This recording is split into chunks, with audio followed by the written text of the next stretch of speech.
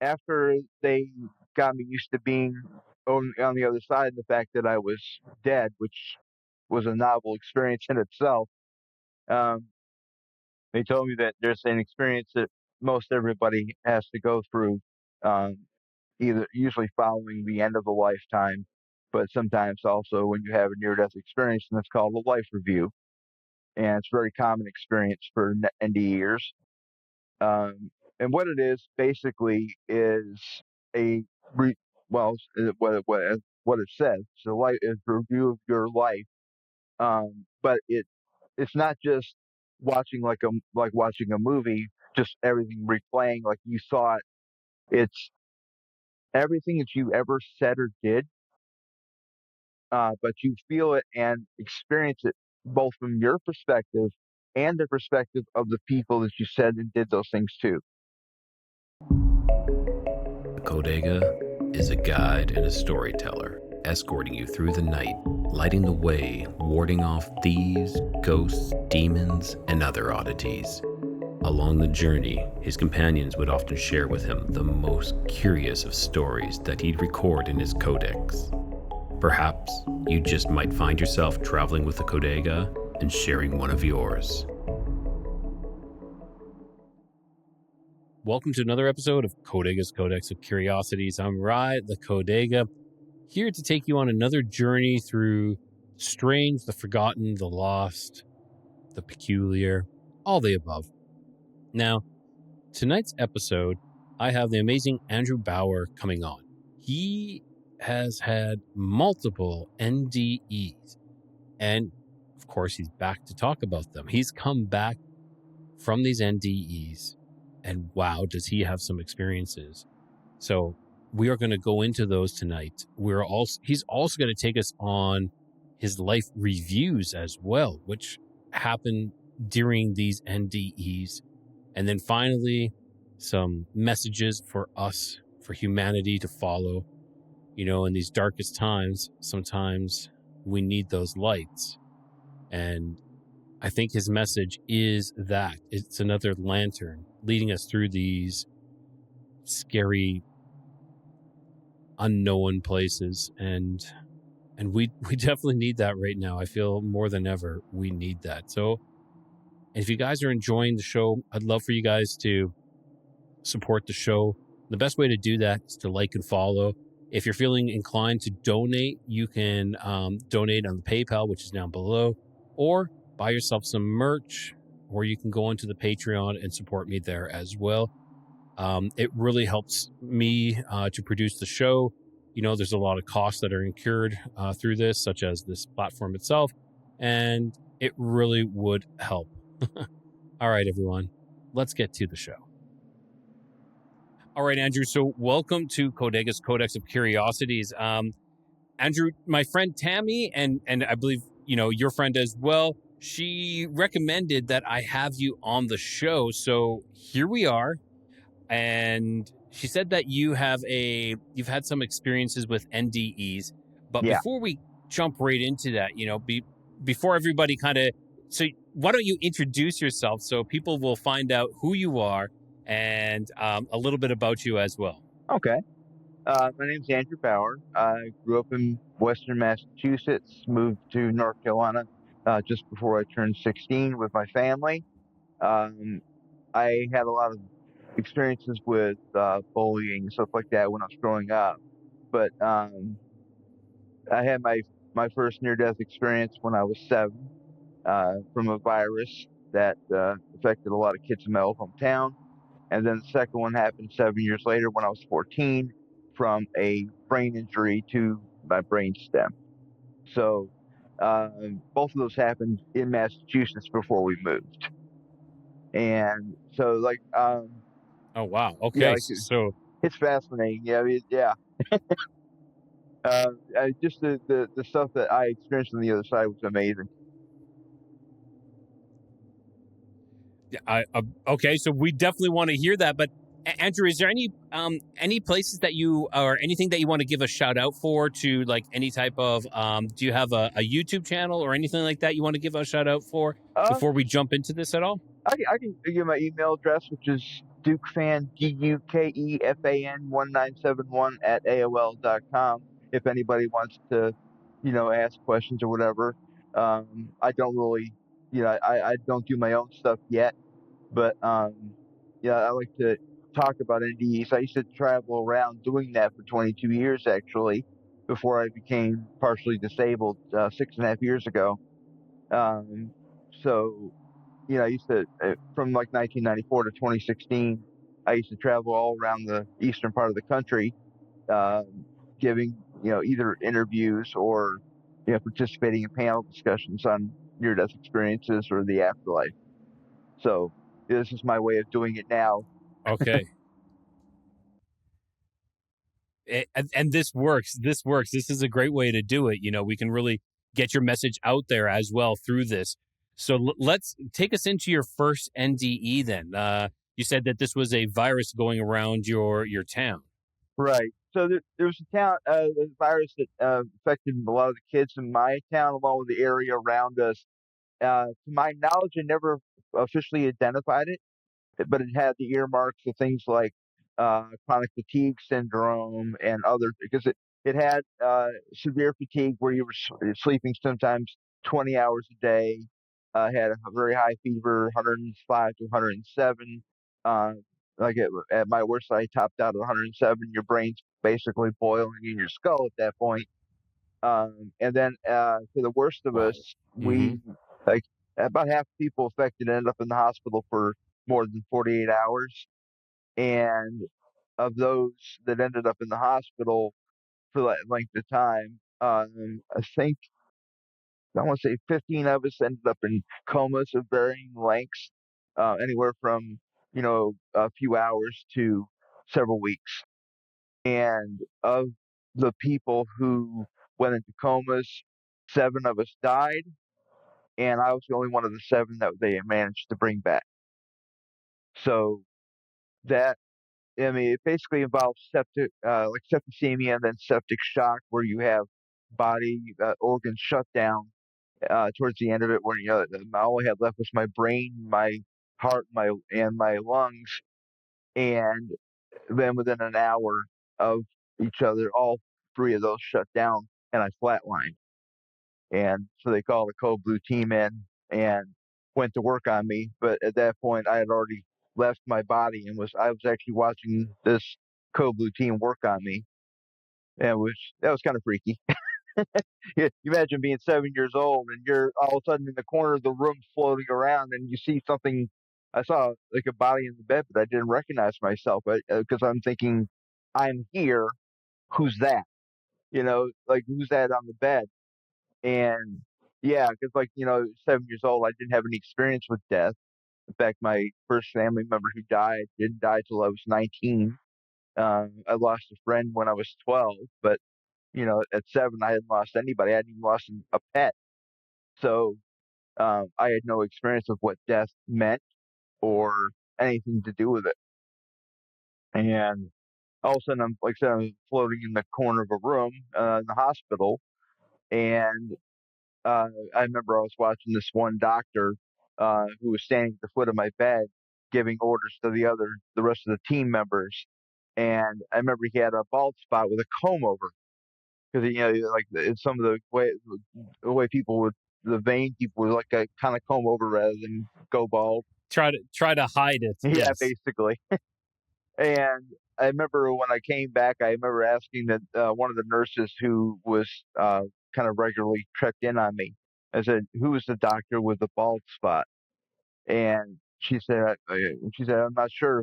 Who are you thinking of?" I said, I saw this guy uh, working on me, who had a bald spot," and she was kind of shocked for a moment, like, "What are you talking about? You saw?" And when I described him, she had recognized him as somebody, Dr. Johnson or Johansson or something like that.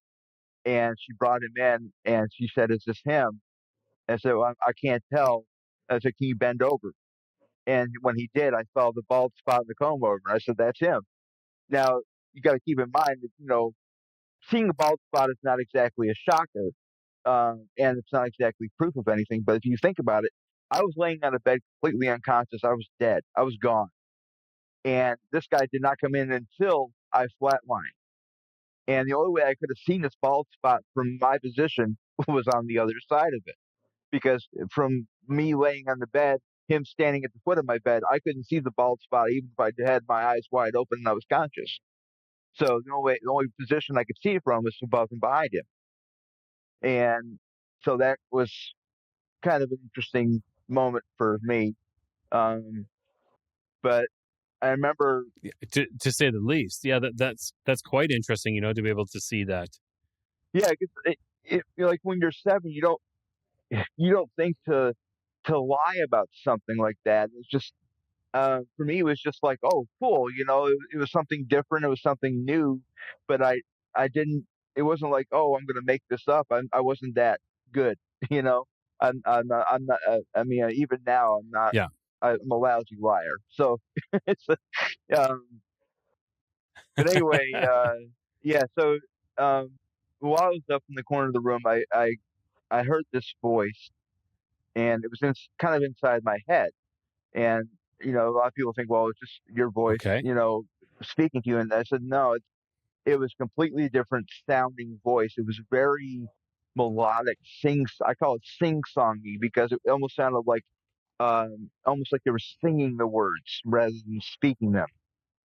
Like, hello, how are you? Kind of like that type, but it was very low Really? bass Okay. sounding voice. And it was very calming, uh, very gentle, and it basically said, "You're outside of your body, but you're okay. Nothing can happen to you here." And I didn't know who was speaking because I couldn't see anything. Um, but while the team Okay. was working on me, I experienced I kind of blacked out for a half a second maybe, and the next thing I know, he said that the voice told me that, we have to have this experience that, you have to have experience now, so you need to come with us.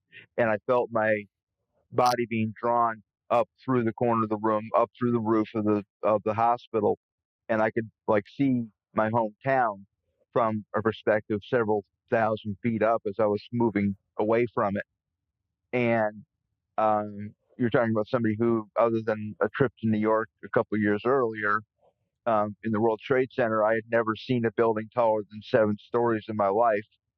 And so here all of a sudden I'm like 10,000 feet up in the air, and I can see things that I recognize, like the ski area that I used to go to in my neighborhood and things like that. But everything went black again. And the next thing I knew, I was laying on what looked like a bed in a room, but the walls were not solid like we're used to seeing rooms look like.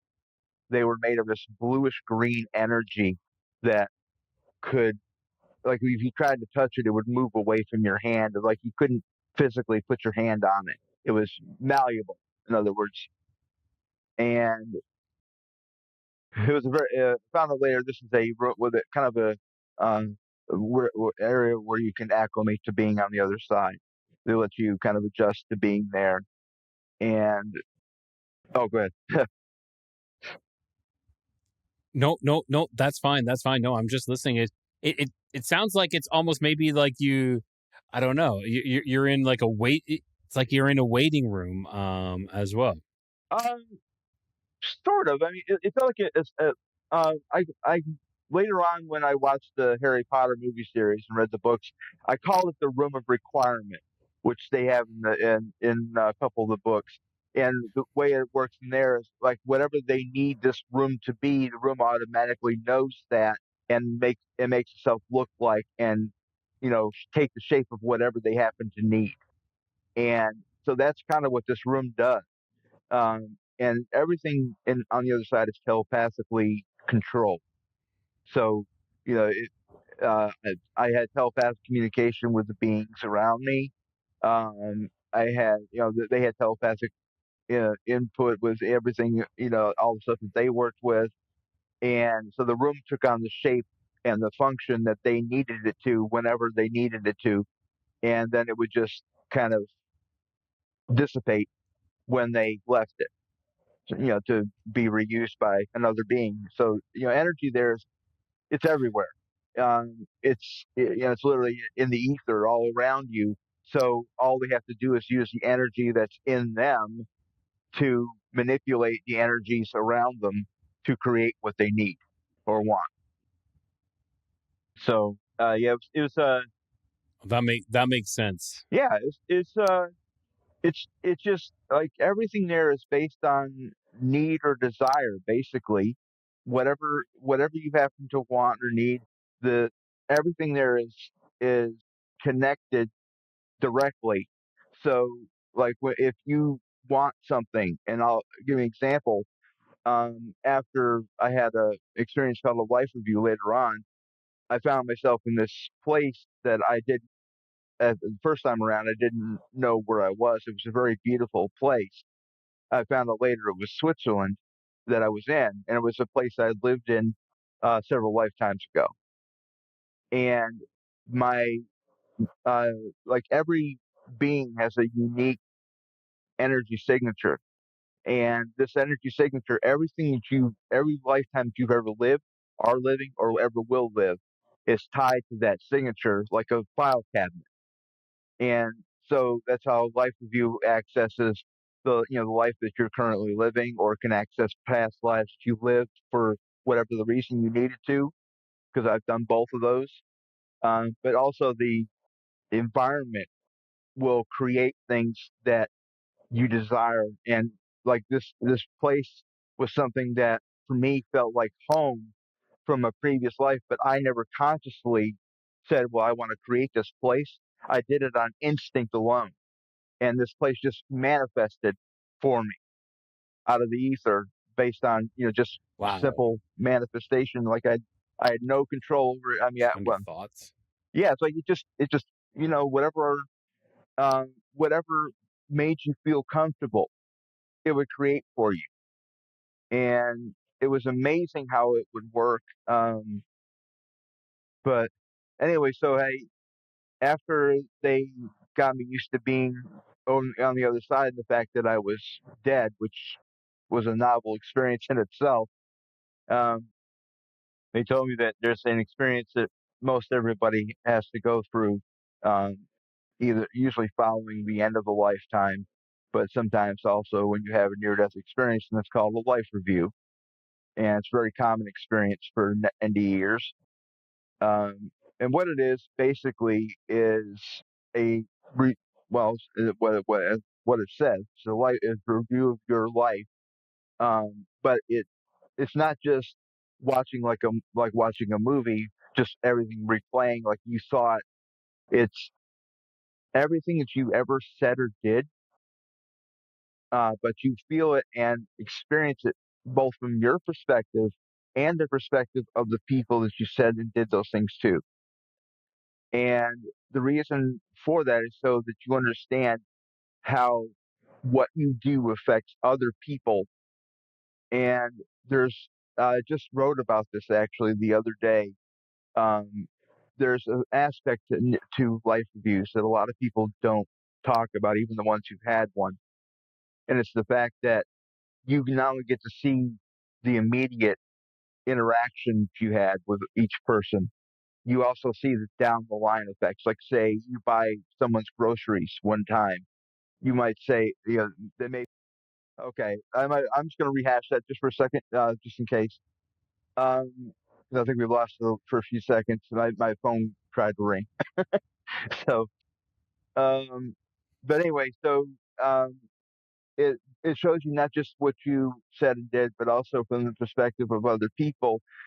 Now, not just to show you like how people are connected and what you do affects other people, but it shows you the down the line effects. Like, let's say you buy someone's groceries one time. Maybe they don't have to decide between buying groceries and paying the rent that month. Well, that means that maybe they and their kids don't get evicted that month. So the kids have a safe place to be, to study. They do better in school. Maybe the mother uses it as a teaching moment, how you should be kind to others, and the kids grow up to be kind to other people, and their kindness pays forward to other people who then pay it forward to other people and so on down the line. And so by one small act of kindness that you do and you might not think twice about, you can affect hundreds of people down the line from all the connections. Like it's like 6 degrees of separation, but in this case, I call it 6 degrees of connection. Everybody is connected to each other all the way down the line, and so it shows you really how even the smallest act can can affect so many people and positively and negatively. And that's one thing that a lot of people don't think about is when you do something harmful to somebody, that can create the same kind of reverberation down the line, but in a harmful way rather than a helpful way.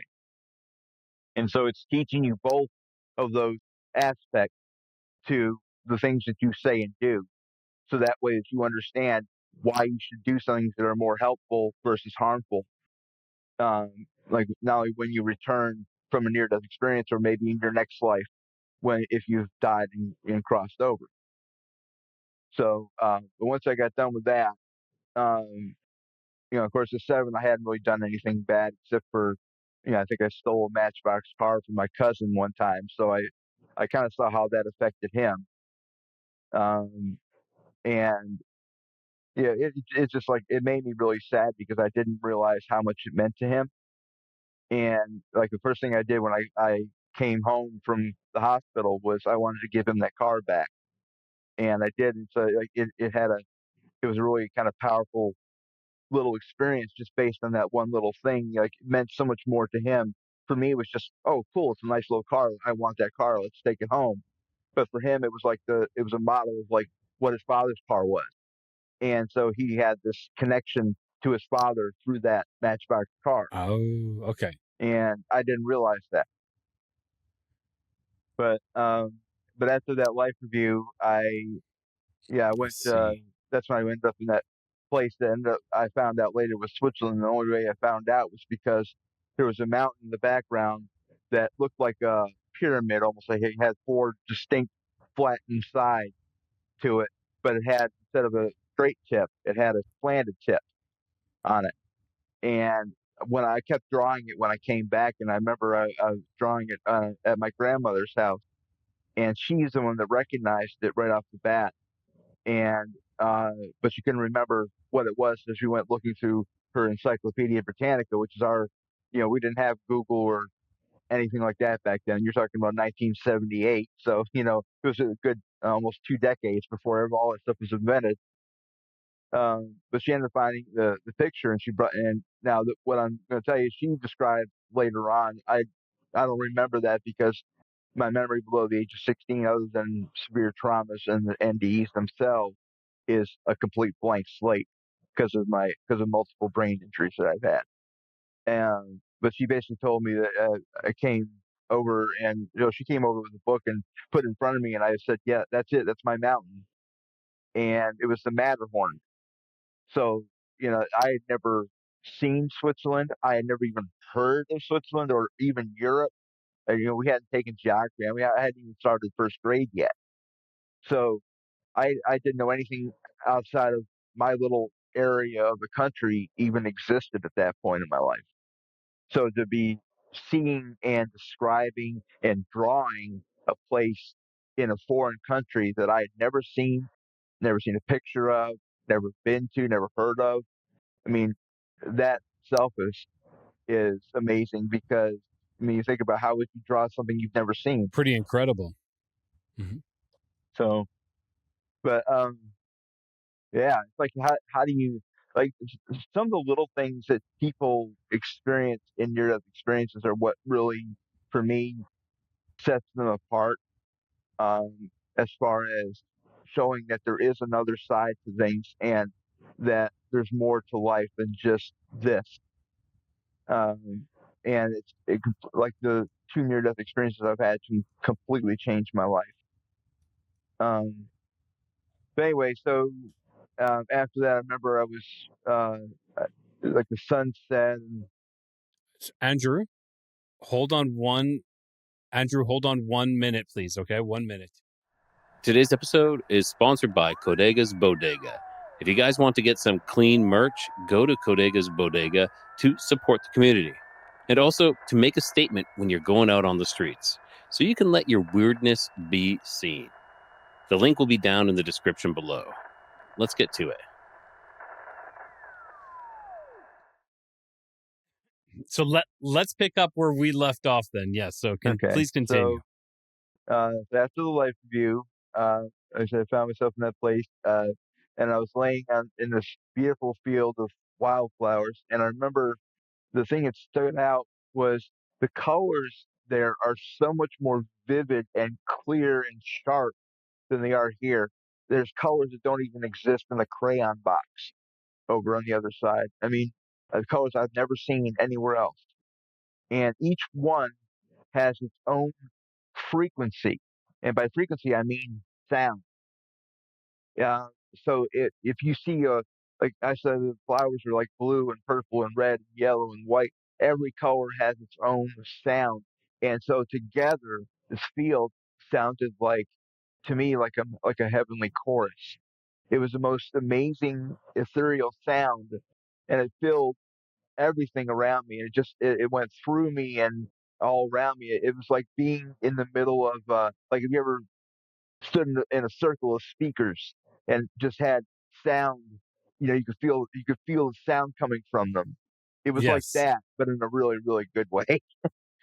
And so, um, Wow. yeah, I mean, like I said, the color, everything's sharper, more vivid. Sounds are crisper.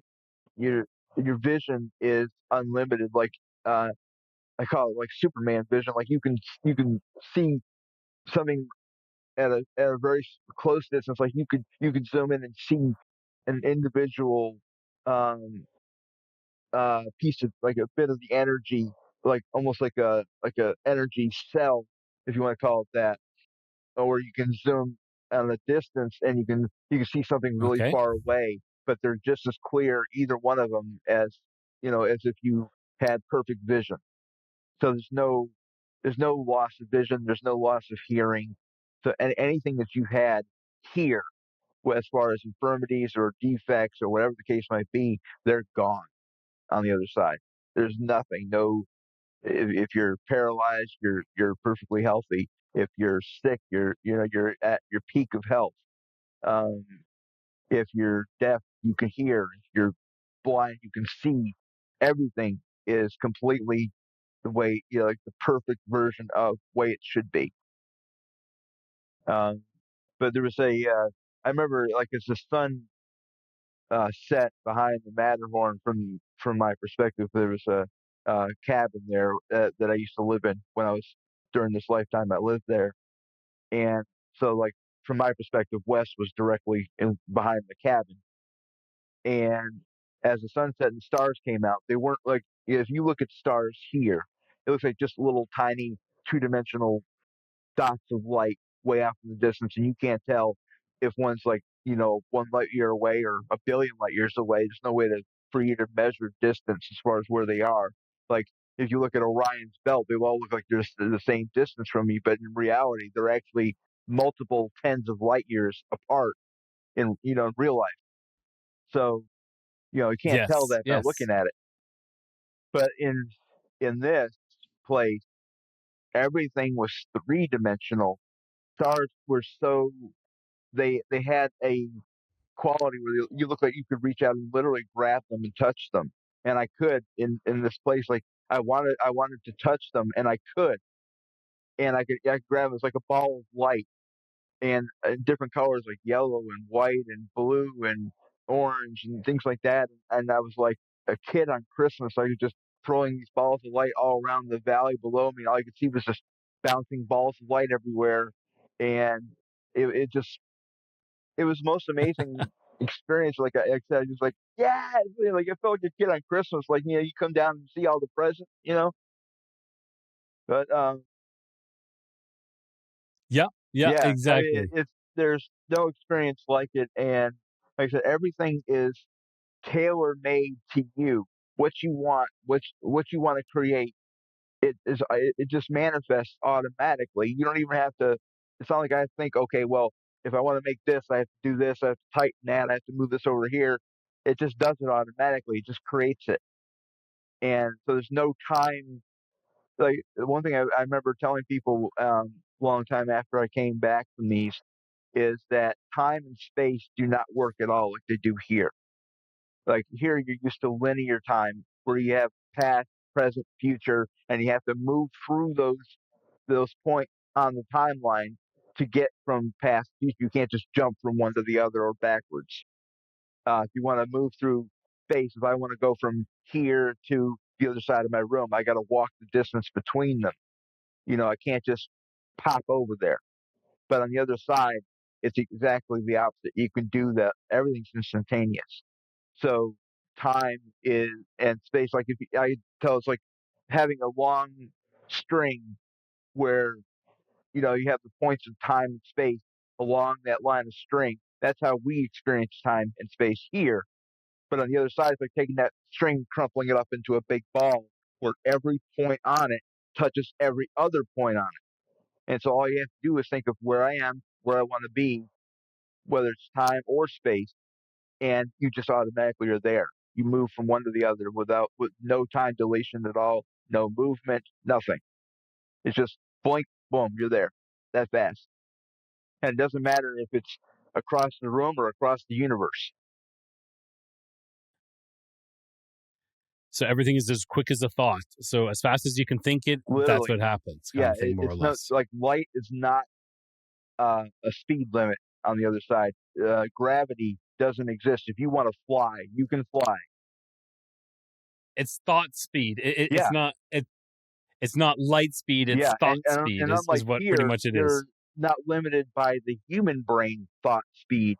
Like, sometimes you want to think about something, it takes you time to think about, okay, I want to do this and I want to move and I want to do that and say this. You got to think it out and it takes time. But there, your thoughts are clear, crisp. They're, there's no time delay with anything over there, unless you want there to be. I mean, if I want to fly around like Superman, I can do that, or I can just instantaneously teleport from one place to the other. It's up to me how I want to do it.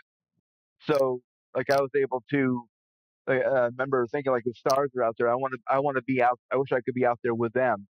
And the next thing I knew, I literally was out there with them. I was up above the earth, um, like looking down at where I had just been.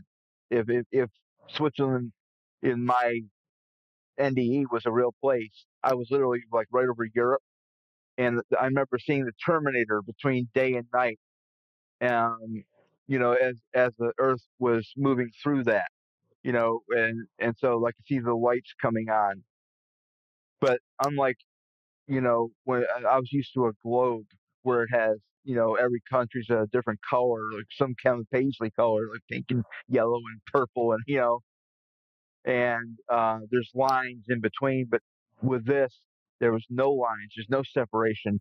It was just one big blue, green, and brown glowing ball of energy and life. And it was my first experience with that. And to go from a little basketball-sized globe in my gifted classroom to this was like, I mean, there's no Yeah. comparison to how huge the difference was. And I was absolutely fascinated to see it. And I think only people who've been up in space for the first time can really understand how amazing that view is when you first see it. Um, and especially when I was 7 years old. I mean, for me, it was like um, I can't even imagine like trying to think of the most amazing experience you could possibly have, multiply it by infinity, and I wouldn't even be getting close. Um, but I remember I was able to explore a lot of like almost like the entire solar system while I was on this NDE, and I stuck kind of close to home that first time because I wasn't like I said, I hadn't been away from home very much, and so even in my NDE, I didn't feel comfortable Okay. going too far Yes. away.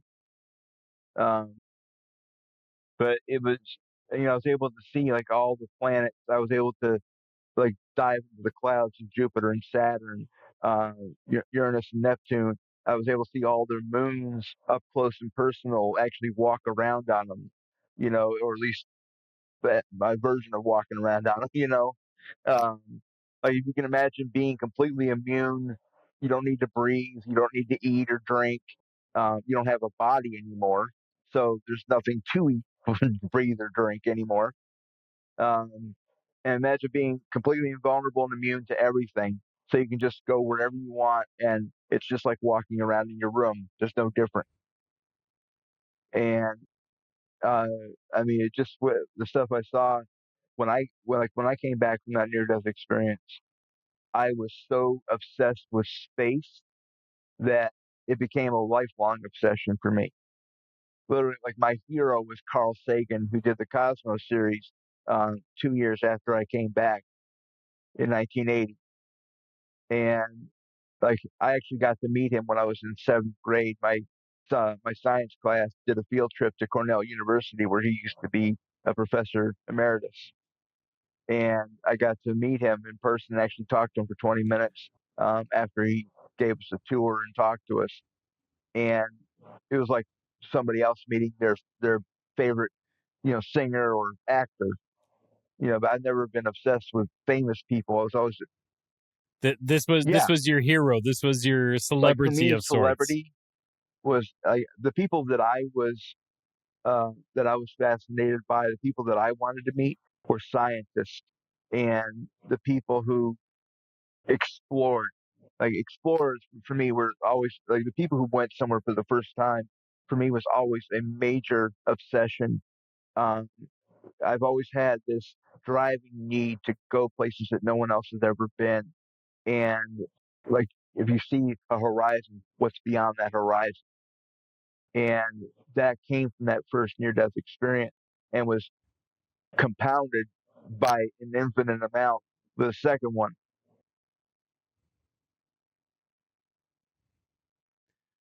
Okay, Yeah, I'm excited to hear about so this I'll get second right one, into and that. I'd love And for you to yes, take us like when into I this. when I when I was out in space exploring, I remember I was out by uh, Neptune, I think, and I could feel my grandmother's voice, or at least her mental voice, because when the code blue team first came in, she was shuffled out in the hall.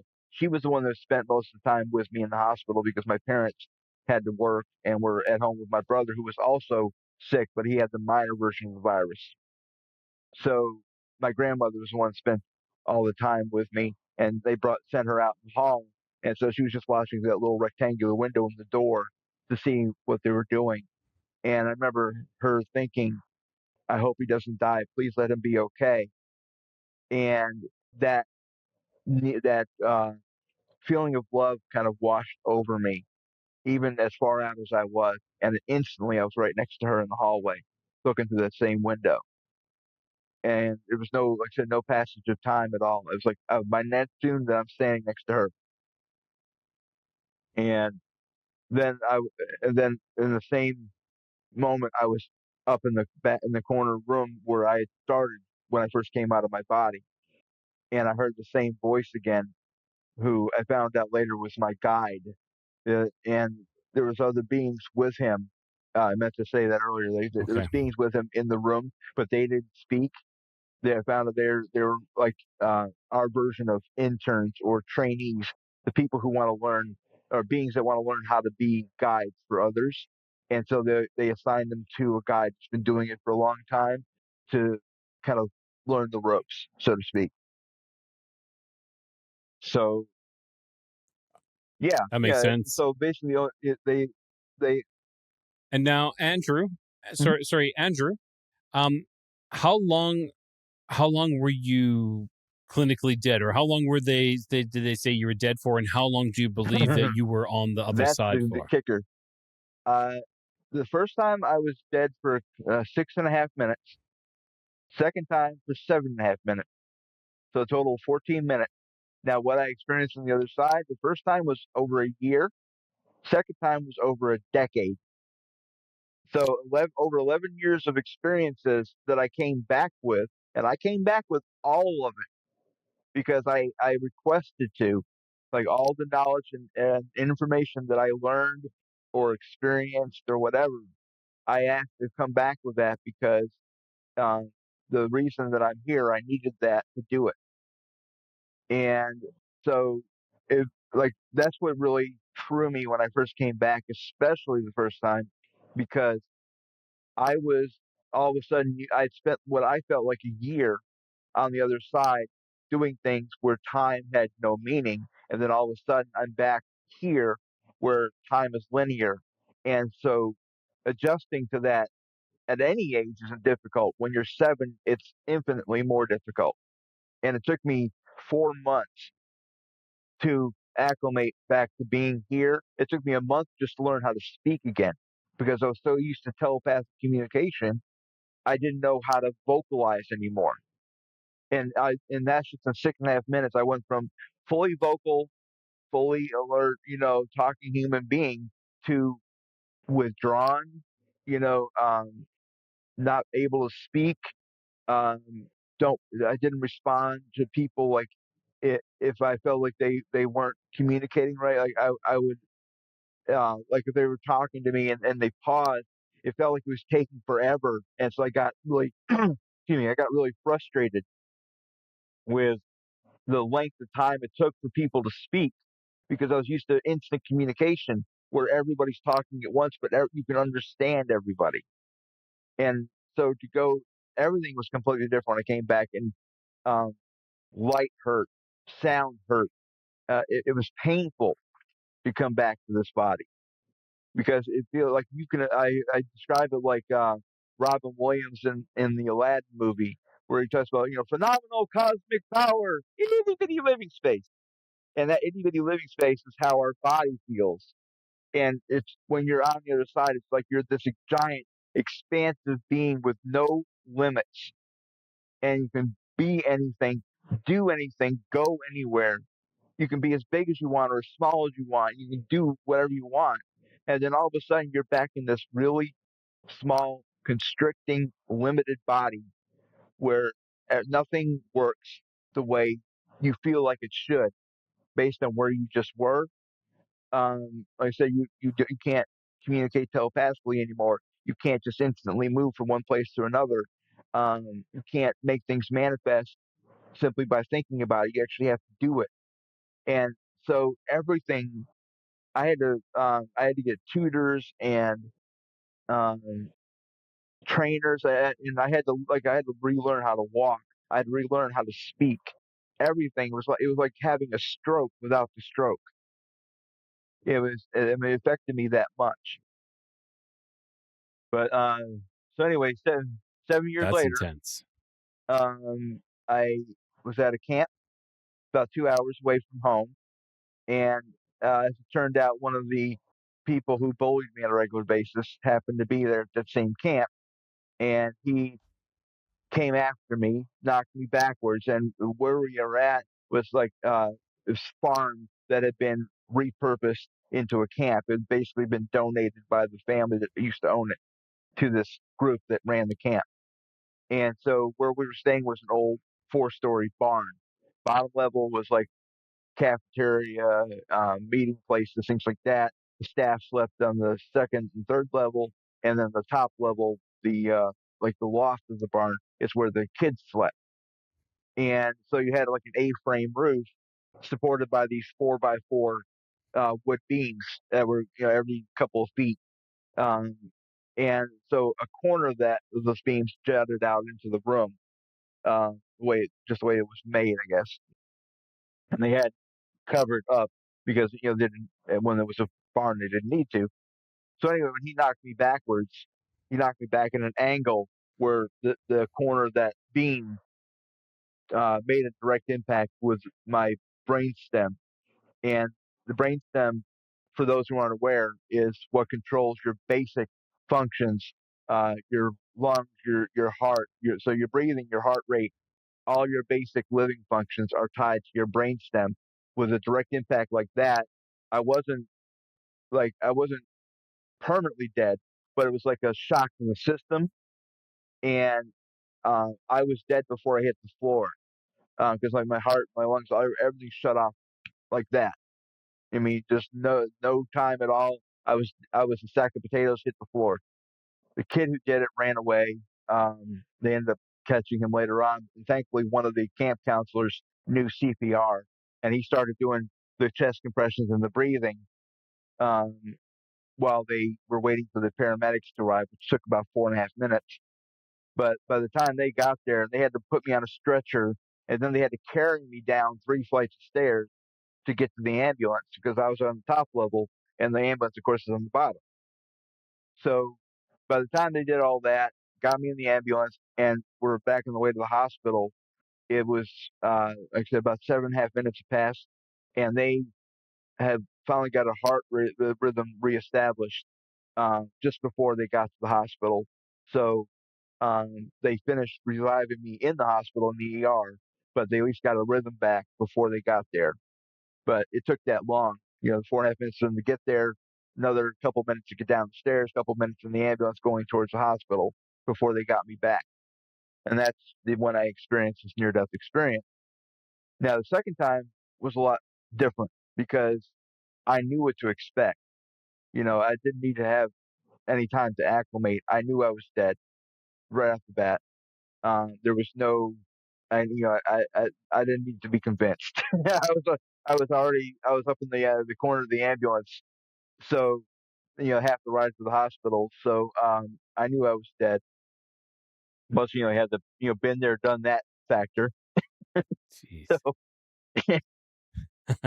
True. uh, True. so anyway, when I heard the same voice in my head, and I knew who it was, and did the same thing. Got drawn up, went to the same kind of room with the bed and everything. But I immediately acclimated and went to have the life review, so it was a lot faster the second time around. Didn't need to waste time with the basics because I'd already been through it the first time. Um, but the uh, after the life review, I found myself back in that same place again in Switzerland. And by this point, after the first one, I found out where this was. I didn't know why though. Like, why was I going to Switzerland? What was it about this place I'd never been to or seen that was drawing me? True. Um, Yeah. and also, I had at that point, um, I've been told in the first near-death experience that it was given a timeline of events in my life, my personal life, things that were going to happen to me, as far as the bullying, brain injuries, back injury. I got a stab wound, abuse from my mother, abuse from my brother, uh, job that caused multiple injuries, getting CTE, which is chronic traumatic encephalopathy from the brain injuries. All this was laid out for me. So I knew what was going to happen. I didn't know the exact date, but I knew what order it was going to happen in. And at that point, a lot of it had already happened. But I didn't know, again, why. And so the first thing I asked my guide when I got out of the first life review was, why is my life so full of pain and suffering? I don't understand. Like, what did I offend someone? Did I offend? I didn't know if there was a God, but there was a being that I experienced in both near-death experiences that was full of unconditional love, and it was nothing like what I had been taught to expect. This God being, or whatever you want to call it, I call it Source, because the source of all love, source of all of us. So I call it Source. But anyway, um, uh, I said, why is my life so full of pain and suffering? And my guide looked at me, and the look on his face was one of apprehension, and I thought that was kind of strange considering what he had to be apprehensive about on the other side. And he said, we can show you why, but it will not be a pleasant experience for you. And what I found out later is he already knew what I was going to see and experience, and he was trying to spare me that because he has great affection for me as a being, and I have a thing for him. We're like, I call him my space brother because he's not human. First of all, he's from a point. His last incarnation was a species that actually is directly across the Milky Way galaxy from us, um, behind the galactic center, so we can't see his star system. Um, but I got to see it during this near-death experience. But anyway,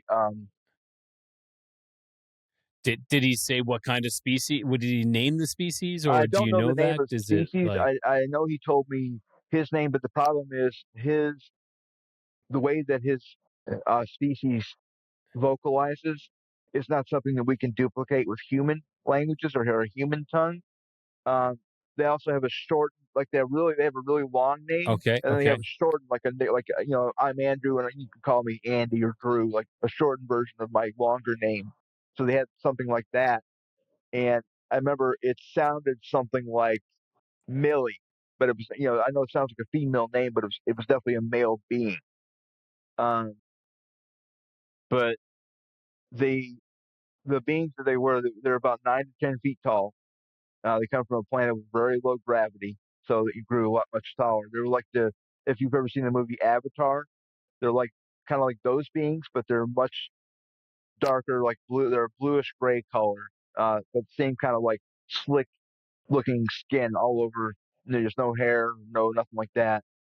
Um, and but in the center of their mass, like their where you might call a chest area or the torso area, was almost see-through, transparent, where you could see inner workings, and there was a glowing light right at the center of their being, um, that was like their life force, if it is the way he described it.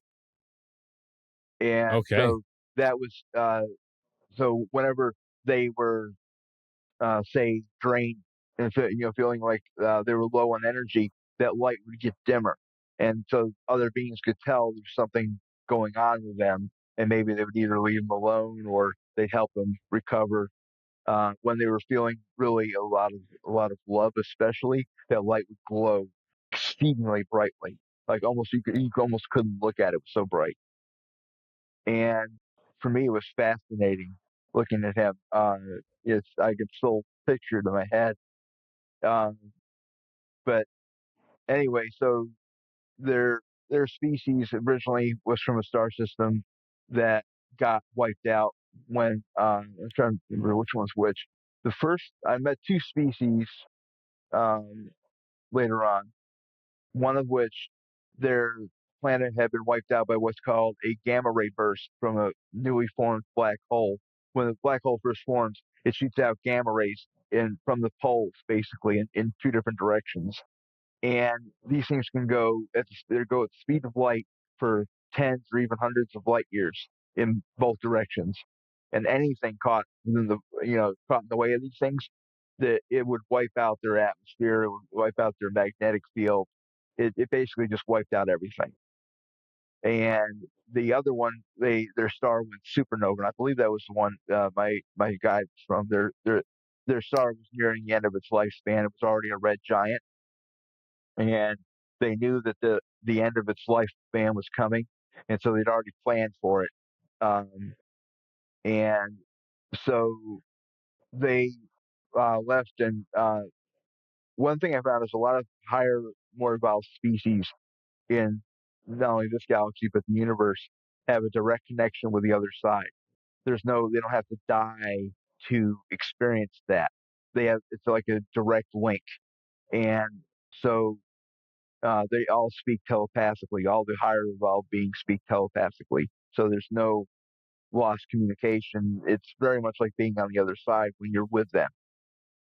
And so they were guided to a different star system.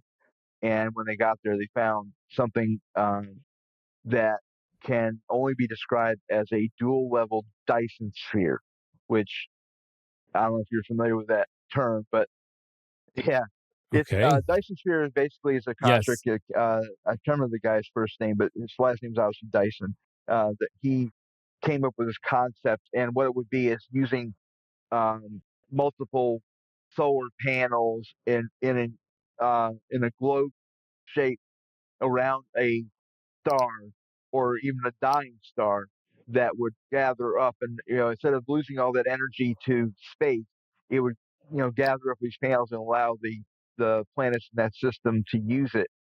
So this system had two, one inner one between the second and third planet, and then another one out around the orbit of where Jupiter would be in our solar system. So about 400 billion miles from the star, and the star was a yellow dwarf like ours. Massive, Yeah, massive. and to create something like this, first of all, you've got to be really advanced as a species. I mean, they've estimated how advanced you'd have to be to create something like this, but to create it at the size that outer one was, first of all, you would need. They scuttled basically all the materials from three uninhabited star systems, plus the outer planets and asteroid belt of that star system, to create these Dyson spheres. And the first one was for the star to where it was at that particular point. The second one was for whenever it reached its towards the end of its life, because yellow dwarfs like our sun and ones in the general range of it, the end of their life, they expand into a red giant and then collapse into a white dwarf. And so that was the what happened to their sun. I'm sorry, their original star was more massive. So like there's three levels of stars. You can have the ones that expand then collapse. You can have the ones that go supernova. Those are the much bigger, more massive stars. And then the really massive stars collapse into black holes. So that's basically the three levels of stars that you can have. And so their original one was in that middle group. It went supernova. But this one was more like ours. And so they had Dyson spheres that would be able to use its energy no matter what stage it happened to be at. So billions of years, and it was near the beginning of its lifespan.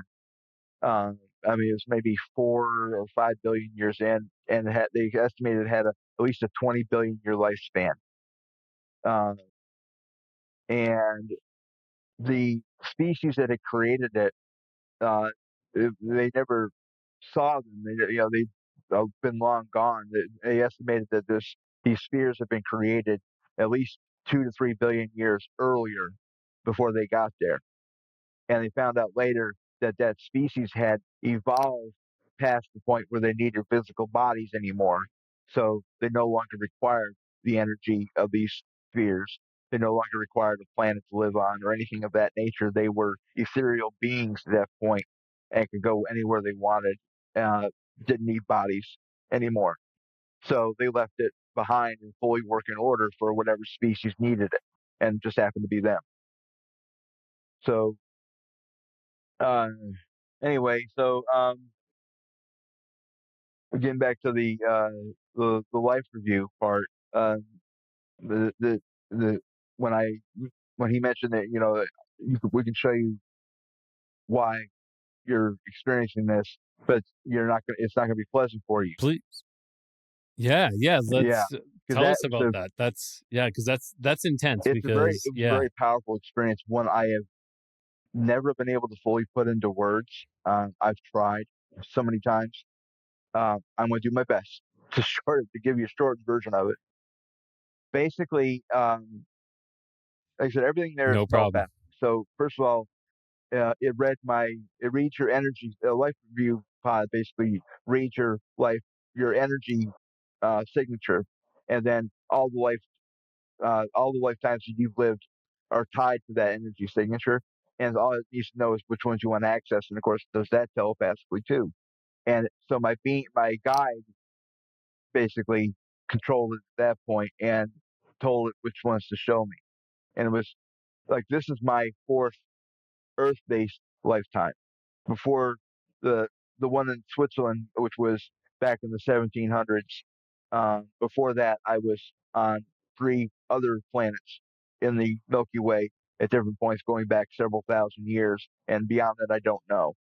I know where two of those planets are. I don't know where the third one is, at least not yet. Anyway, so he Okay. had been with me as my guide, since. And what are those? If Go ahead. you sorry, Andrew. If those two planets that you do you No, know the names of I those? don't. If they had names, they were obviously named by the beings that lived on them. I don't know what the names were. I know Okay, basically what okay, area of the galaxy they're in. I can send you a picture later on if you want. As far as I actually kind of drew it, like where they are. Yeah. for sure. Yeah, One's kind of like if you imagine if we're here, uh, the bottom of the Milky Way, and this is where his species is originally from. One of them is just little like a few tens of light years um, to the left, or what you want to call it, from his, and the other one is closer to where we are. It's like halfway between that and where we are now. So that's the two I know about. Beyond that, I don't know the third. Uh, but basically, he like I say, he started up this life review, and the first thing I saw was that lifetime in Switzerland. Started in the mid 1690s. I lived to be, uh, I guess, mid to late 70s. At that point, I was a natural healer. I learned a lot of natural healing techniques. I had a wife who also learned other natural healing techniques, and some kind of combined forces. And we traveled around uh, helping people. And we had three children. Uh, I remember it was two boys and a girl. They followed in our footsteps. They actually formed um, the first actual physical hospital in that region of Switzerland, which is what they call a Zermatt region. I'm not sure if that's how you pronounce it, but it's Zermatt. And so um, basically, this lifetime I was shown because this was if you want to call it a perfect lifetime, it's as close to perfect as you can get. I followed my life plan to the T. And in fact, we actually accomplished more than I had originally set out to do. So that's like it was showing me three different kinds of lifetime, basically, is the idea. The second one was the worst. Um, I this one was in I was born in the mid 1790s. No, yeah, it says mid 1790s, lived through the mid 1840s. This one was in New York. I was born just like south of Albany area. Uh, in terms of the name of the town, Kingston, I think it's the name of the town I grew up in, and uh, I was basically a massive financial whiz. And so my father, who was in banking and had retired, he knew he had a lot of connections in the banking industry in New York City. And this was back when things were like the New York Stock Exchange had literally just been created a couple decades earlier in the 1820s. Um, and so what they did at that particular point, you didn't go to college to get a degree. What they did is they apprenticed you to an experienced banker, and you learned, kind of got taken under their wing, and you learned under them. And so they would train you how to do what you needed to do. And I picked up stuff really quickly, apparently. Um, and I the one thing I really leaned towards was the stock market, like stock and security trading was my specialty, and I picked it up without any training at all. Um, so, like I said, it's a financial whiz.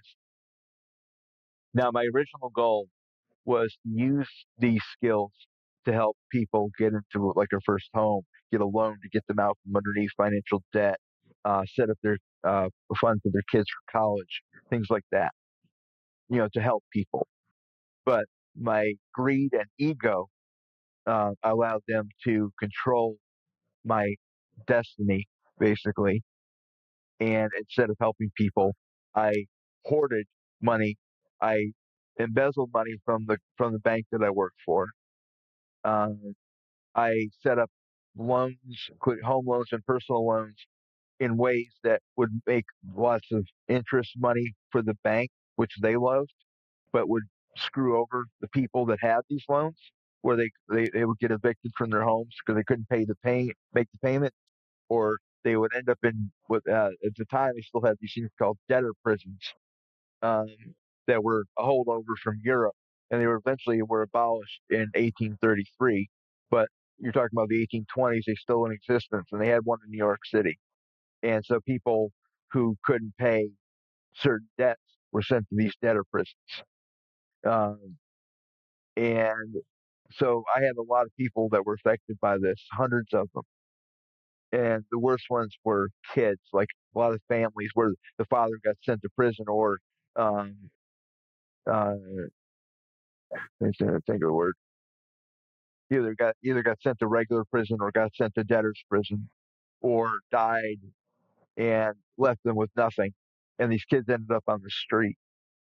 And I had to watch these kids suffer in extreme heat and extreme cold, freezing in the winter and frying in the summer, begging for whatever scraps of food or money they could get from whoever passed by, suffering. You see, it was like, did you ever see those commercials back in the 80s, like the Ethiopia, like the UNICEF commercials where they had showed these Ethiopian kids who were so bloated? Of course. Yeah, the Yeah, UNICEF and ones. like Yeah. they were so weak they couldn't even bat the flies away from their faces. It was like watching those, but but experiencing it, living, literally while like it was like being one of those kids. And I had to experience this hundreds of times. And when I say it broke me, I cannot describe how badly it broke me. Uh, to this day, I am still 40 years later, I am still haunted by these faces, these kids that I hurt.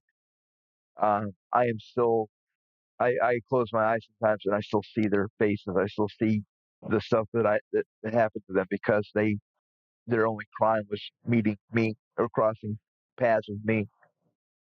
Um, and what ended up happening, I got caught eventually, like all criminals, and uh, I had all my assets frozen and then repossessed to pay off, so, some of the people who lost money. Um, I got sent to Sing Sing, which was sort of a newer prison at that point, still in existence today. And while I was there working in the prison laundry, three men who were among the many families that I hurt happened to be there, and they recognized me right off the bat because I had dealt with them personally, and they came after me, basically created shanks, prison knives, and stabbed me to death. And at that point, any person who was an indigent, who didn't have money or was a prisoner and died in prison, they were all buried in the same place. There's a place called Potter's Field out on Hart Island in Long Island Sound. And so there's an unmarked grave with that that body that I was in at that point, somewhere on that island. But That brings up something that I was talking about with another individual, where we're talking about, if reincarnation is real, then we are sharing the earth with our bones from our yeah, previous lives. Our bones and our remains from our exactly. previous lives are still here. We're walking Not, around, and not just that, and you're our sharing the earth with skeletons people over that there. you're probably sharing the earth with people who are either you directly impacted some way, or are the descendants of people you impacted. Like there's people, I guarantee you, in New York City, probably right now, or in that state somewhere, who are probably descendants of people that I harmed, and I'll never know who they are. But I remember the whole time I was experiencing this, I kept screaming, "Please make it stop! I don't want to see this anymore. I can't take this anymore." And I heard that same voice this time. It had a tinge of sadness to it, from my guide. And he said, "You asked to see this. This is how this works. You can't stop it. Once you start, you have to go all the way through." Because like I said, right from the very beginning, he knew what I was going to see and experience because he saw me do it the first time around. Um, he'd been my guide the whole time I was here on Earth, so he had seen what I had done, and he knew what I would see.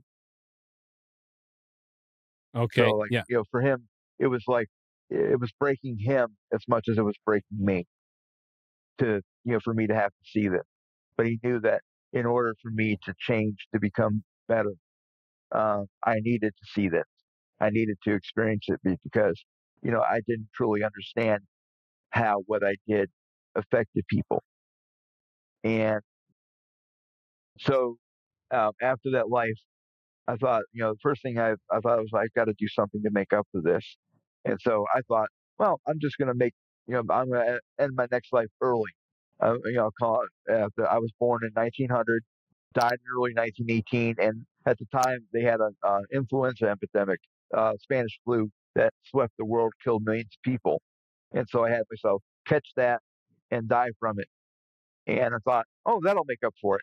No, not even close. I came I came back from that life and nothing had changed. In fact, if anything, things had gotten worse. And I didn't understand it. And there was an area that I found out later that sometimes people mistake this for hell, but there's not an actual hell like religion describes it. There's an area where beings who think that they deserve punishment or don't deserve the light and love that is everywhere on the other side, and they will segregate themselves from other beings in this area that's dark and dreary and filled with their it's kind of it's constantly echoing their thoughts of themselves. So like, if you think you're worthless, you don't deserve uh, you don't deserve to live, you deserve to be punished for eternity, all you're hearing is that being echoed back at you constantly. And so it's like a like a self-fulfilling prophecy in a way. And eventually they'll come out of that. They'll stop because I almost put myself in that same place. And luckily, I went to my guide first, and I asked him, I I need to fix this. What do I do? Should I go with them? And he brought me over to that place, and he explained that that is the worst choice you can make.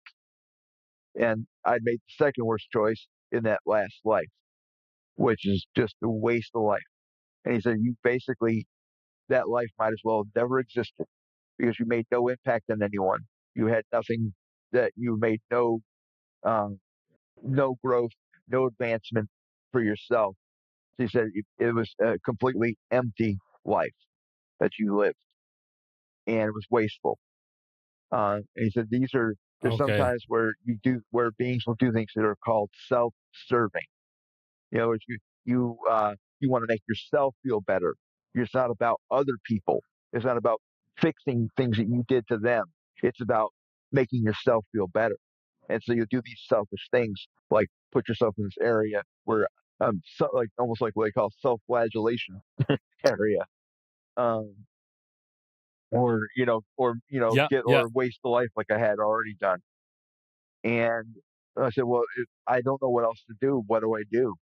And he said, there's only one thing you can do, and that's to live what's called the life of atonement. And he explained that what this is you volunteer to take on a level of pain and suffering that is equivalent to the amount that you once inflicted on others. And it's not just that, because people who, as you know, probably know, people who are in pain want to put other people in pain. And misery loves company and all that. So uh, it's not just about experiencing pain and suffering. It's about choosing actively in every moment to convert that pain and suffering into empathy, sympathy, and compassion for other beings. And so it's a lifetime dedication to those two things, to it going through the pain and not giving up, to converting that into something that's helpful to other people. And you got to make your entire life about other beings, not about you. It's not about your pain, not about your suffering. It's not about anything to do with you. You are completely dedicating this life to others. And what I originally had designed this life for, I tossed aside Wow, that's powerful. and basically redesigned it to accommodate this life of atonement, and that's what I'm doing now. That's what this life is about. So all this, the bullying and the abuse and the injuries and everything that I've experienced so far and still am experiencing and will experience, um, for whatever's left of this life, um, is entirely by my choice. It's entirely consciously done, and it was done with a purpose to help other people where I once harmed them, and to balance. Because when you harm so many people like I did, your soul or karma or whatever you want to think of that uh, aspect of yourself as, it cries out for you to rebalance it, to put things back to where they're, where you're not harming, you're not help, where it's, you have, because you're out of balance, you're out of sync when you do that. You do this life of harm, and so it's about setting things back to being right. And so I couldn't not do this. It was like if I didn't do it, things are just going to keep getting worse, and it was going to keep festering like an open wound. And like that's how I was feeling that whole third lifetime, was like this, like this open wound. I need to patch up, but all I was doing was slapping a band-aid on it. I wasn't fixing it, and so like that life review for me was the moment where everything about this life changed. When I came back from it, um, I immediately set everything aside that I had been thinking. Like I had this whole life plan that I wanted to go. My older cousin was in the Navy and was a naval aviator. I wanted to follow in his footsteps. You know, do a go career Navy, end up flying commercial jets after that, like he had done. And so I had this whole plan set up that I wanted to do, and all of that got pushed aside and put in a box because I've got other lifetimes that I can do that in. That's a fluff lifetime. I don't need that. I need, this is something that has to be done. It has to be fixed now. And so like this became my entire life. It became everything that I'm doing.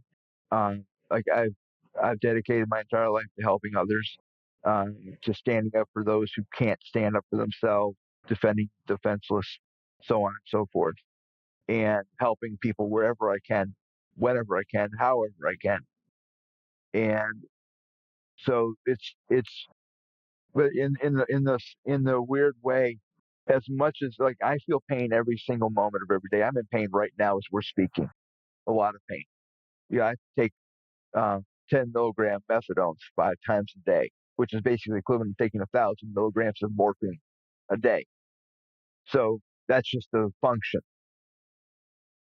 But I don't think about it as much anymore because the more I help people, the more I do things for other people, the more fulfilled I feel.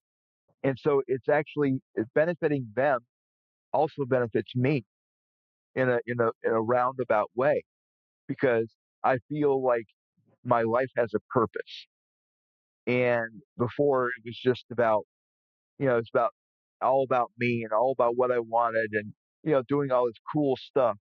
And I realize now that, you know, if you think about it, when you leave this life, you don't take your body with you, but you also don't take any money with you. You don't take stuff. You don't take your houses. You don't take your cars. You don't take any of that crap with you. All that you take No, with you is the love you put into the world, the times you help people, the down the line things that they did for other people because you helped them. That of love, those chains of love that you create in a lifetime is what you bring back with you to the other side and what you see and experience. your actions and what you do in this life. Like it Yes. reverberates into eternity. And I don't mean that in a facetious way at all. Like every That reminds me. It reminds me of what was that? Maximus Aurelius, the the echoes quote into from eternity. Yeah, Gladiator, what we do in echoes this into life, eternity. Yeah, echoes through eternity. it Yes. actually it reminds me of Yes. that too in a way.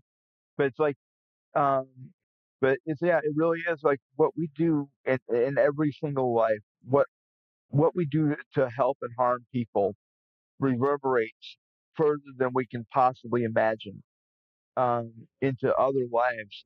And so it makes you want to not only form connections with other people, but to do things that help them so that, you put more positivity into the world because there's so much negative in this world already. We don't need to add any more to it. And it seems like it's getting worse all the time. So the more love and positivity that I can put into the world, Yes. sign me up. You don't need to twist my arm and convince me. But It's true. It is yeah, true, Andrew. it's a and really, like I said, that near death experience, that life review especially, um, completely changed my perspective of other people, my perspective of the world, universe around me, what my purpose is, why I'm here.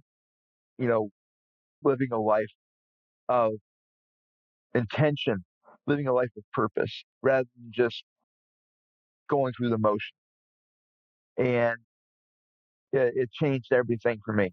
Yeah, I So agree. anyway, after I experienced that, um, I was able to have what they call kind of like a free time where you're able to go and do whatever you want, basically. And this one, I remember the last one I'd seen the solar system and Earth, but I hadn't really gone anywhere beyond that. This time, I wanted to see more, and like I'd read a lot about stuff that's out there in the galaxy as far as like nebulas and other galaxies and stars and things like that. And I went everywhere. I explored our entire galaxy. I explored parts of it. I went to the core of Andromeda, which is over 2 million light years away. Um, and basically, I spent 5 years on the other side doing just that. So I say, like, you can't imagine what 5 years on the other side feels like. I mean, if you can imagine 5 years of your life here, imagine feel imagine doing that with being completely unlimited during that whole time, and it's nothing like here. And then the other 5 years that I was on the other side was spent learning about two things. One, future humanity, where like what the plan is for us, where things are going to go, and then the other one was how the universe works and how that is going to wrap up. Um, like the way we think the universe actually works, or how where it spawned, where it came from, how it ends, not even close. And they've actually found out a lot of that now. Like there's a project called DESI, DESI. Uh, that's a dark energy spectrographic instrument or something like that. And what it does is they were measuring the level of dark energy and matter in the universe, and they thought for the longest time that the dark energy level was the same since the Big Bang, and that the expansion rate was the same. But what they actually found was the same thing that I was told 40 years ago, that it's not consistent. It's actually been slowing down for several billion years now. Yes. Wow. So you were told that. I was told that. I was shown that. Uh, that like I was actually shown like almost like a graphic of it actually happening. Because there was two schools of thought beforehand, where one thought that the universe would just keep expanding at the speed of light, and eventually it would experience what's called a heat death, where new stars wouldn't be forming, old ones would die out, and it would just be this nothing and blackness, trillions of years from now. The other school of thought was eventually there would reach an equilibrium. There would be what's called a big crunch, where everything kind of comes back because the dark matter would uh, at that because right now dark energy is ruling it. Dark energy wants to expand. Dark matter wants to contract. So right now dark energy is ruling the roost, but it's more and more of the dark matter is starting to catch up to it. And so eventually it'll reach that equilibrium and then start to contract back to the point of origin. And then their thought was, what happens then? Half of them think it goes off into gets shunted off into another alternate universe. The other half thinks that it implodes. They're both wrong because both of them, in some way, violate what's called the first law of thermodynamics, which most people aren't familiar with that name, but they might be familiar with this. Energy can neither be created nor destroyed; it can only change form. That's a one of the most basic laws of physics. So everything, one thing we've learned through quantum physics and quantum mechanics is everything in the universe, and I mean from the smallest to the biggest, including us, is made at this most basic level of energy. Even matter, even what looks like solid matter is basically energy that's vibrating really slowly versus, higher vibration creates liquid or gas or plasma. And, so depending on how it manifests is what you get. Uh, but everything is energy at its most basic, at the quantum level, it's energy. And the other side is pure energy. There's no there's no matter, so there's nothing for there's no gravity, there's no light speed, none of that stuff. Nothing for it to act on because energy has the energy that we are is no mass. It's a conscious energy, like yeah, I call it thought energy, and it's like energy it's under conscious control. Um, and so anyway, when this study that I just actually read about it like a month ago, I think. Uh, the current theory that this study came up with is that when the universe reaches its maximum point of contraction, that it will not implode, it will not shut off into an alternate universe. It'll rebound into another Big Bang. And the other side of that theory was it's Okay. already happened. And that's another thing I learned. This is not the first iteration of the universe. This is the ninth. In other words, there's already been 8 universes before this. Oh, wow. I could get behind that. I could get behind that. I believe that. And this is how you don't. First of all, you don't violate the first law of thermodynamics because energy never gets destroyed or moves somewhere else or imploded. It just rebounds and it goes expands, contracts, rebounds, expands, contracts, rebounds, constant cycle. And so that energy never goes away. It never gets less, never gets more. It's constant. It's just a matter of where it is. And so, like I said, this is already the ninth iteration of this universe. And now each universe is not the same. It's like there's different ways things can form. Sometimes you might have a star system might have planets. Sometimes it might not, based on how things react, how things are. You know, because it depends on where elements end up, how things interact with each other, and while some things are set as far as there's going to be always intelligent beings for the energy-based beings that we are to inhabit, and a certain, there's always a certain number that exists. Um, there are other things that are more randomized and they're left to chance as far as whether a planet can form or maybe it'll form somewhere else. Um, how it formed, what kind of beings will be on it. Like you might have one with low gravity and your beings like my guide, or you might get one with higher gravity and get shorter beings. So what you can end up with as far as planet, as far as stars, as far as beings, it can be completely different one universe to the next. So it's never the same. And that's the beauty of it is that is why we're sent here. That's why this universe exists. Because there are things you can do on the other side that you can't do here, but also vice versa. You can't you don't have a body on the other side. You can't eat or drink or have sex or skydive and worry about have to worry about dying from it. There's things you don't have to worry about or things you can't experience on the other side you can experience here. And the idea is to let all beings experience every kind of experience that there can possibly be. Uh, every like being male or female or neuter, being human or another species or this species or that species, um, being living to be old, dying young, um, being immortal, being a highly evolved being, being a lowly evolved being. Like the planets that I originally I came from before I came here, I was a more highly evolved being, but I chose to come here because I knew about the plan that they had for where like humanity is more of a it appeals to beings who want to explore and do things from the ground up. Like like some beings are so evolved that they it's just a matter of slight increments in their evolution. But other less evolved beings, like humanity is, we have a long way to go. We still see each other as separate individual beings rather than fully We do. connected, fully connected beings. Mm-hmm. We act from that mindset where we judge each other. We think of other people as less than or more than. Um, we put value on things that don't matter. So these are all things that a lesser evolved species will do.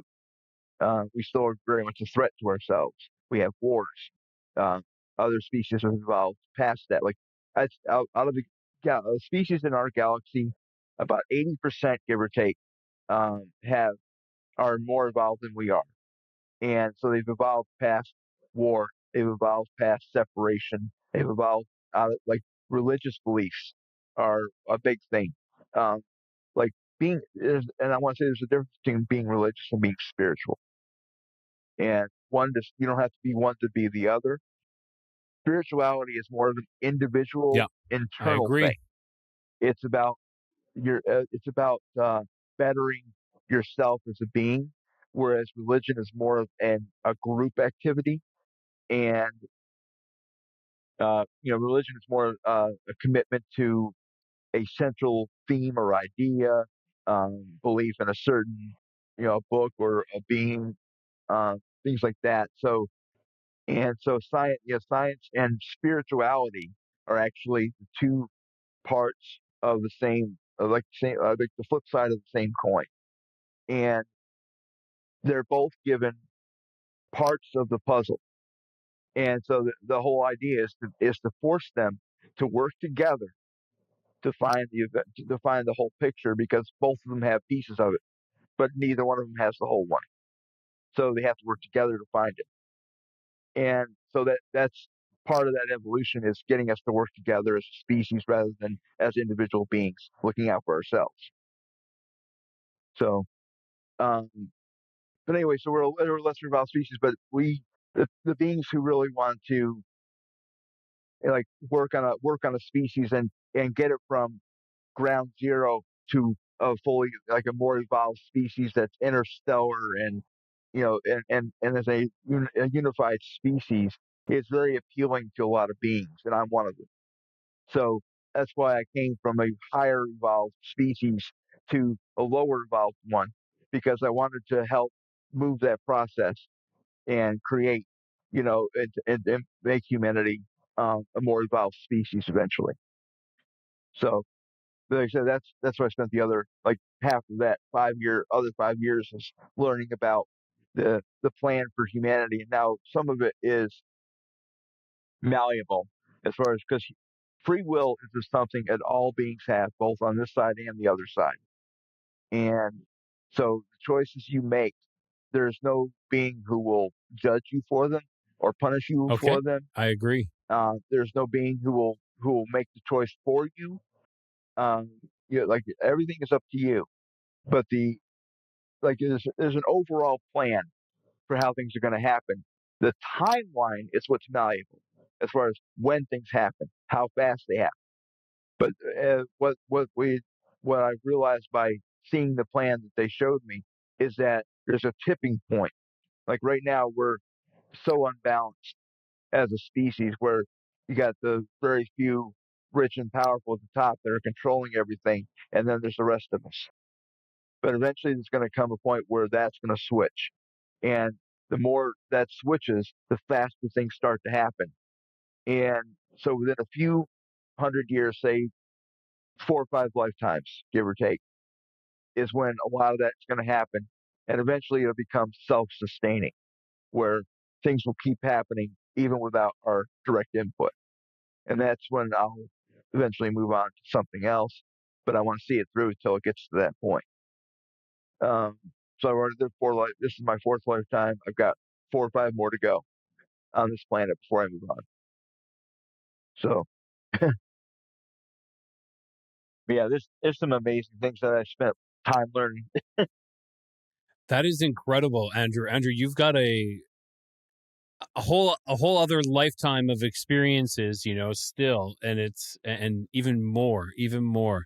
Um, I are you do you think we're wrapping up here? I just want to know. So, do you is there any other parting words you want to give to the audience? Yeah. Yeah, basically that. Well, first of all, for people who kind of get bogged down in the way things are right now, and I know it's a kind of a dark time, and sometimes it's hard to keep hope alive. And I understand that more than people probably realize. I've had my even with these NDEs, I still have my moments where I get I get depressed or angry about what's going on, and I wish I could snap my fingers and change it all. But that the one if you want hope, the future has it, and I guarantee you that what I saw, the plan that I saw, that where we're going, it is going to happen. It's not a question of if; it's just a question of when. And what I saw was us as a unified species, interstellar travelers, able to we're like basically we have a whole like several million people living on the moon, uh, living on we terraform Mars, we terraform Venus. We have base communities live there. We have another community on Titan by one of the moons of Saturn. We're able to leave our solar system and go into like there's several solar systems that we believe harbor the possibility of either life already or planets that could sustain the kind of life that we know about. And so we'll be able to explore them. Like there's other species that already do this. There's millions of them that already are able to travel interstellarly, and they're able to do that by shifting into a different realm. Like all the realms are use the same space, but they're offset just a slight bit by frequency or whatever the case might be. And by using one of these other realms, they're able to cut the distance from a far distance down to a short distance, like a wormhole would do, and able to travel that shorter distance and then return to normal space. So that's something we're going to eventually learn how to do. We're going to learn how to communicate telepathically. Uh, we're going to become, like I said, a very unified species, and our eventual outcome is to become teachers because we have the ability to see things outside the box that a lot of other beings don't have. They're more, they're more black and white. There's no gray area for them, and they think more logically. We have the ability to think outside the box and what if kind of everything. And so we have a lot to teach other species. And eventually that's what our goal, our eventual outcome will be is to teach other species in the galaxy how to think like we do. And it makes them better, but also makes us better. And so all this is in our future. And like I said, there's no big disaster that's going to destroy us all. We're not going to have World War III and wipe ourselves out. There's not going to be an asteroid that's going to kill us all like the dinosaurs. We'll eventually. There's first of all, there's species that are watching us. There's at least a dozen of them that are watching. They've been watching us for more than 200 years. They have the ability to uh, prevent things like asteroids or comets from impacting Earth. The ones that get close but don't impact us, they're not worried about. But they have the ability to predict the ones that will, and stop them or alter their course enough where they miss us. So they are watching out for us. We have, we have protectors, first of all. Second of all, we will develop the ability to stop things at some point or another in the future before anything bad can happen, and we'll be able to help ourselves stop them. So, in other words, we have a very bright future. I know it doesn't look that way now, and it's hard to sometimes keep that kind of thought in your head when you're surrounded by darkness. But the best thing about it is if each one of us just does the best to be our best selves, to put more love into the world, that light that we put out in the darkness gets brighter. And the brighter that light gets, the more beings can see it, and the more we'll, bring our lights together and create an even bigger one. So hope is what I really want to leave people with, because that's what I was left with when I came back. And it's what my whole life's been about. Wow, Andrew, that is such a powerful message, and like the experiences that you've had are phenomenal. There's something that we will all experience one day. When we do pass through those pearly gates. But you got to experience it a couple times, and now you're bringing back these messages and these experiences that you've had. And I'm praying people are listening, because we really need that right now. We really need hope right now. We really need to know that we are in time of darkness, but things are going to get better. Things will get better. Yeah. I mean, you think about it, we've had a lot of periods of darkness in our history. Dark ages, literally. We've had some of the worst times imaginable. Exactly. We had the Holocaust less than a century ago. So, if you think that this darkness is never going to end, all of them did, and they were much worse than this. So, keep that hope alive, because there's no reason not to. I agree, Andrew. Thank you so much. I really appreciated this. This was a fantastic deliverance of your experiences, and I really appreciate it. Thank you. Thank you so much for having me on. I appreciate it, man.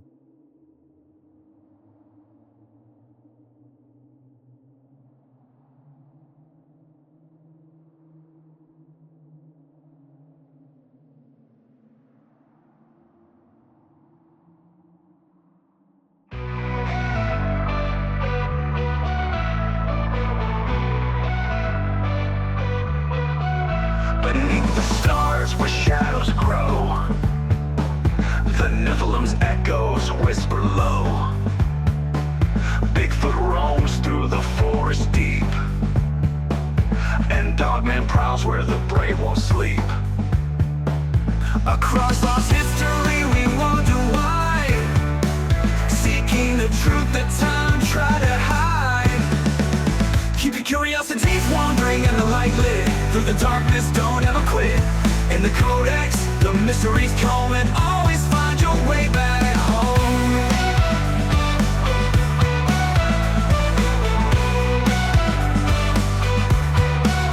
UFOs streak through the velvet skies, aliens watch with unblinking eyes.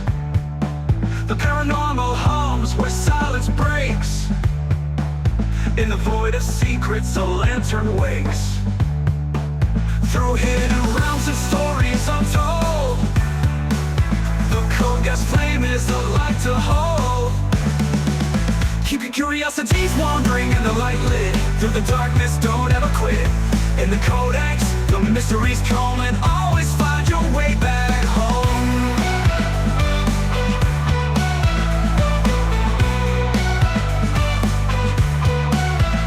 UFOs streak through the velvet skies, aliens watch with unblinking eyes. The paranormal hums where silence breaks, in the void of secrets a lantern wakes. Through hidden realms and stories untold, the Codex flame is a light to hold. Keep your curiosities wandering and the light lit, through the darkness don't ever quit. In the Codex, the mysteries come and always find your way back home.